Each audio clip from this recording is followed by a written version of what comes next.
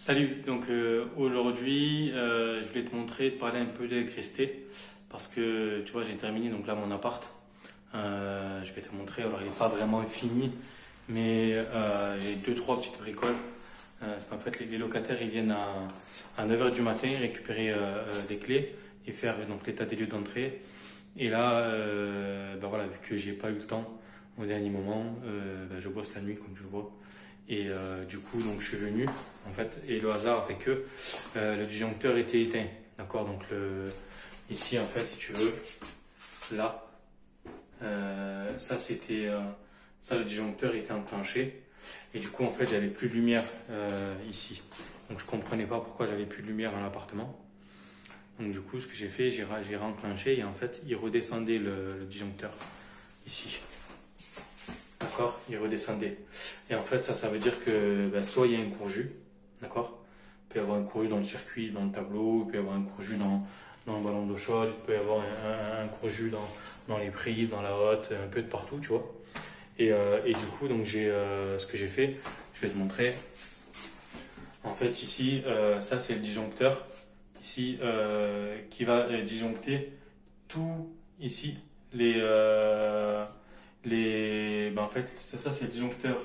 En fait, celui-là, il permet d'éteindre tout cela, en fait. D'accord. Tu as deux rangées. Après, tu as plusieurs rangées, ça dépend des appartements, mais c'est en général, c'est des T2, T3. Tu as deux rangées ici. Celui-là, il permet de disjoncter toute cette lignée. Celui-là, il permet de disjoncter toute cette lignée. D'accord.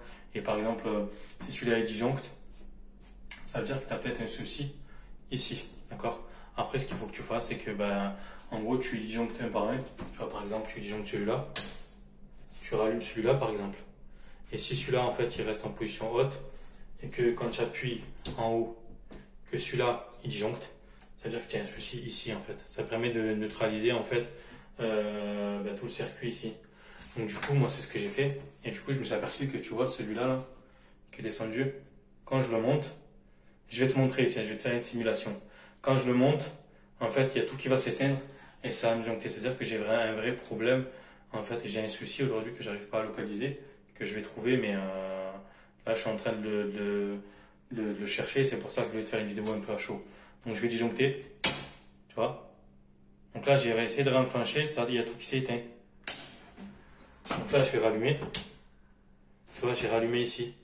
Donc là, j'ai un souci dans le circuit. Donc là, en l'occurrence, tu vois, il n'y a rien qui est noté. Tu vois. Donc là, ça, d'ailleurs, je te conseille, c'est quand tu changes de tableau. De toute façon, normalement, ton électricien, il te le fait. Et là, en l'occurrence, voilà, bon, il est parti en vacances. Il l'a laissé et tout. Et au final, ben, c'était à moi de chercher. Donc, c'est ce que je voulais faire. Et du coup, ben, ça, je m'aperçois, en fait, c'est le ballon d'eau chaude. Et je pense. Ce que je vais faire, je vais défaire en bas l'alimentation du ballon d'eau chaude. Et du coup, bah, si je défais l'alimentation du ballon d'eau chaude et que j'actionne ici et que ça ne disjoncte pas, bah, c'est que c'est bon. Et en fait, ce qui s'est passé, c'est que tout à l'heure, moi, tu as vu, j'ai tout mis en alimentation en eau. J'ai alimenté aussi bah, le ballon, d'accord? Tu vois? Tu vois toute ma nourrice ici, tout ce qui alimente mon circuit d'eau. En fait, j'ai tout ouvert, j'ai ouvert toutes les vannes et j'ai allumé ben, mon ballon d'eau chaude, d'accord, pour faire chauffer l'eau. Et moi, je suis parti. Donc, je suis parti et ben, voilà, c'est normal. Bref, je suis allé à l'anniversaire, etc., etc. Et là, je suis venu, il était 1h du matin. J'ai dit, ben, je vais quand même voir par curiosité si, voilà, si tout est ok, quoi, s'il y a de l'eau chaude et tout. Et c'est là, je me suis aperçu en fait où c'était tout éteint.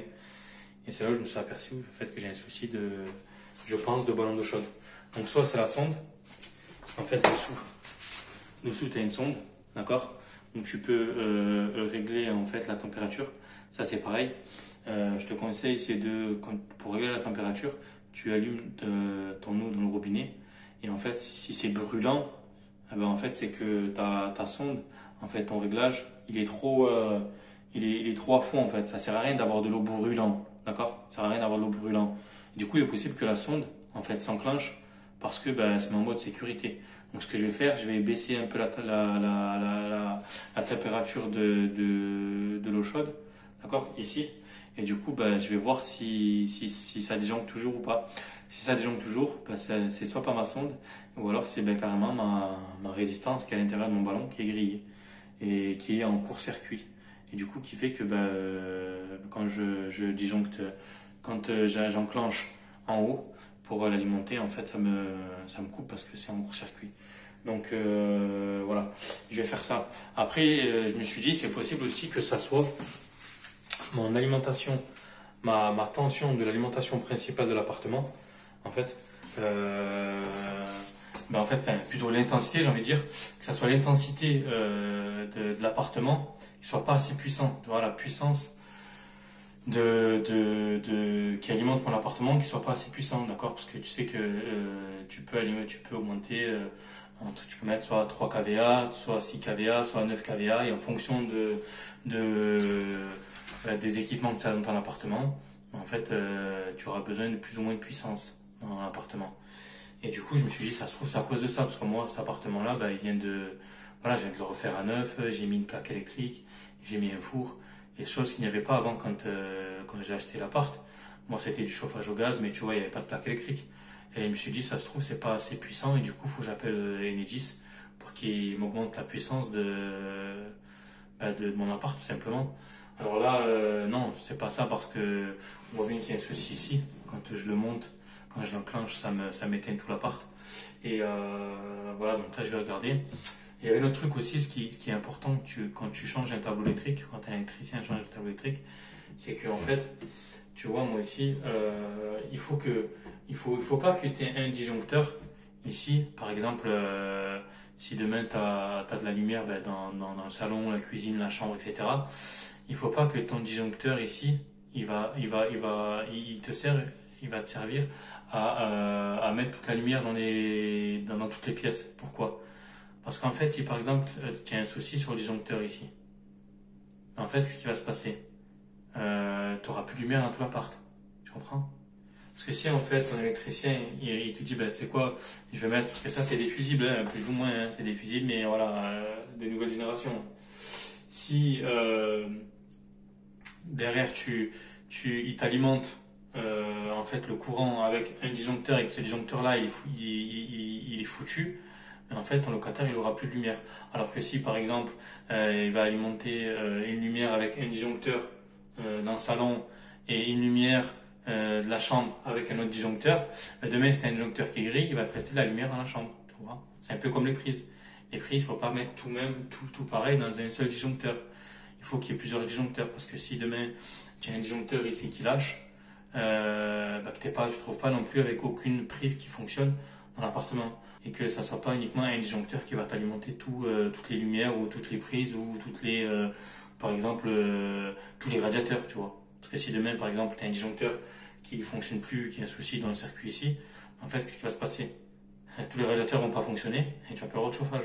Donc l'hiver, ton locataire, il va se geler juste parce qu'il y a un disjoncteur qui marche pas. Alors que si par exemple tu as 3 disjoncteurs, tu as un disjoncteur qui va te servir pour le radiateur dans le salon, un disjoncteur qui va te servir pour le radiateur dans la chambre et un disjoncteur qui va te servir pour le radiateur dans la salle de bain, mais demain si tu as un disjoncteur qui lâche, tu vas avoir les autres radiateurs, donc tu vas avoir du chauffage quand même d'appoint dans ton appartement.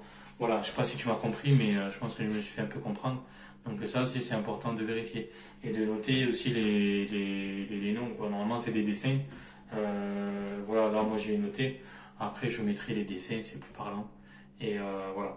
Donc ce que je vais faire, je vais regarder cette histoire de ballon d'eau chaude. Et si j'ai trouvé la panne, parce que clairement il y a une panne, ben, je te dis ce que c'était. Et je te dis comment je fais pour résoudre mon fameux problème. Parce que tu vois là il est 2h du matin. Et j'ai mon locataire, il vient à 9h. Donc voilà, tu vois. Et tu vois, j'ai oublié de faire cette vidéo aussi pour rapport à ça, parce que ben, tu vois, je l'ai refait à neuf. Et aujourd'hui, ben voilà, c'est une vie d'investisseur, c'est ça. Une vie d'investisseur, c'est tu viens de claquer des sous, tu as trouvé un locataire bien en amont.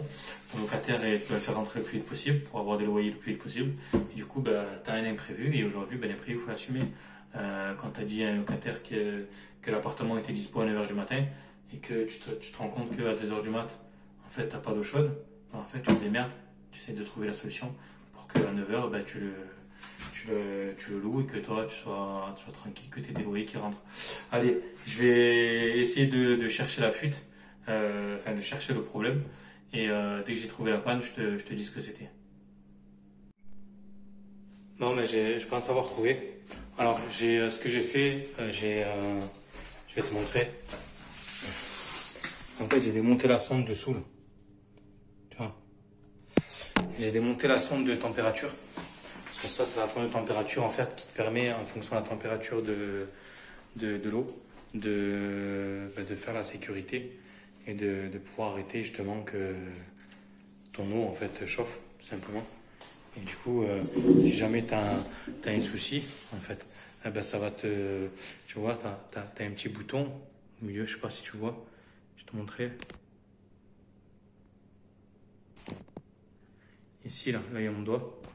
Tu as un petit bouton de sécurité, c'est-à-dire que quand, par exemple, quand l'eau est trop chaude, en fait, ça s'enclenche. D'accord, ça se met en sécurité. Et tu vois, là, tu as une petite molette, là, la molette bleue, là. Tu as la molette avec 1, 2, 3, 4, 5. Et ça, c'est en fonction, justement, par rapport à la température de l'eau. Si tu veux de l'eau bouillante, tu mets à 5. Si tu veux de l'eau tiède, tu mets à 1. D'accord? Si tu veux de l'eau normale, tu mets à 3. Et du coup, en fait, ça, ce que je trouve dommage, c'est que quand j'ai acheté le ballon d'eau chaude, ils l'ont mis à 5. Et je sais pas si c'est dû à ça ou pas. Du coup, mon eau, elle a chauffé à fond, en fait. Et est-ce que c'est parce que c'est ça que du coup, en fait, ça m'a grillé ma résistance? Parce qu'en fait, c'est ma résistance qui est foutue. Parce que ça, ma sonde, je l'ai changée. En fait, j'avais un ballon d'eau chaude qui était neuf. Et j'ai dit, vas-y, je vais la changer, ma sonde, parce que c'est possible que ça sert à rien. Tu défais les fils d'alimentation, tu tires la sonde, tu la changes et tu vois si ça disjoncte toujours. C'est que c'est ta résistance de chauffage. Et là, je l'ai changé et en fait, ça disjoncte toujours. Donc, du coup, je vais changer ma résistance de chauffage, même si ça ne m'arrange pas. Pourquoi? Parce qu'en fait, il faut que je revide mon eau. Il faut que je revide tout l'eau qu'il y a de mon ballon d'eau chaude. Et que, deux solutions. Soit je change le ballon complet, ça m'évite de défaire en fait dessous. Ou soit je défais le gros bloc de résistance de chauffage, ce qui permet de chauffer l'eau en fait. En fait, ça c'est la sonde, d'accord? Ça permet de contrôler la température de l'eau et de la réguler, d'accord? En fonction de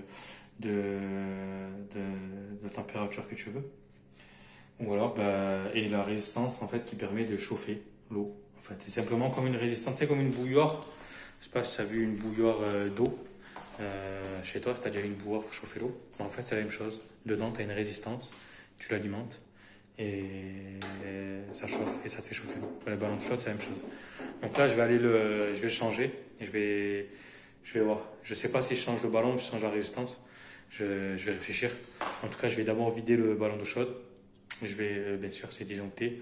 Je vais fermer l'arrivée d'eau principale afin que mon eau chaude ne se remplisse pas. Et après, une fois que le ballon d'eau chaude est vidé, je vais voir. Soit je change le ballon ou soit je change la résistance. De toute façon, je regarde ce que je fais et après, je te reprends. Donc voilà, donc ça, c'est la résistance de chauffage qu'il y avait dans le ballon d'eau chaude. Et ça, ça, c'est la neuve, celle que j'ai récupérée sur le ballon d'eau chaude neuf. Donc là, visuellement, on voit qu'il y a un peu de taches blanches ici, là. Là, qu'il y a un peu de dépôt de saleté. Alors, je pense que c'est les dépôts du circuit d'eau. Mais en soi, visuellement, on voit pas grand-chose. Voilà. Si j'aurais pu, en fait, la contrôler ici, faire attention parce qu'elle est peut-être encore un peu chaude. J'aurais pu la contrôler ici, en fait. Et en gros, ça m'aurait donné une résistance en ohm avec le multimètre. Et j'aurais contrôlé par rapport à la valeur constructeur. Et du coup, si j'aurais vu que la valeur constructeur n'est pas la même que la valeur réelle, j'aurais vu que en gros, j'aurais un souci. Voilà. Après, il y a toujours une résistance normalement. Parce qu'en fait, je sais pas si tu vois. Ici, tu vois. Ici, tu as un petit composant là. Tu vois. Et du coup, en fait, ça peut jouer sur la résistance. Donc c'est pour ça que c'est bien de comparer par rapport à la valeur du constructeur. Et voilà, mais bon, si ça met si tu te mets le multimètre en continu et que ça bip, c'est qu'en gros il y a un court-circuit et que c'est gris, quoi. Voilà, bon après c'est un peu délicat à contrôler, mais t'as tellement de pannes sur des résistances de chauffage que des fois c'est un peu traite. Mais voilà, très souvent ça vient de soit la résistance de chauffage, ou soit ça vient de la sonde qui est ici. De la sonde qui est là. De la sonde qui est foutue. Donc tu vois, ça, la résistance de chauffage, elle va là, je vais te montrer. Tu vois, elle va là. Voilà, moi je l'ai dévissé. Donc ce que je vais faire maintenant, je vais remettre la neuve et après je vais remonter ici et je vais voir si ça disjoncte. Donc voilà, ça y est, j'ai trouvé mon coupable. Donc mon coupable c'était même à résistance de chauffage. Parce que je l'ai changé et finalement, bah, je vais te montrer.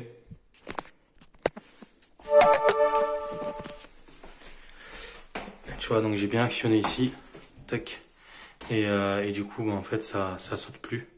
Et c'est bien alimenté. Donc je vais te montrer dessous.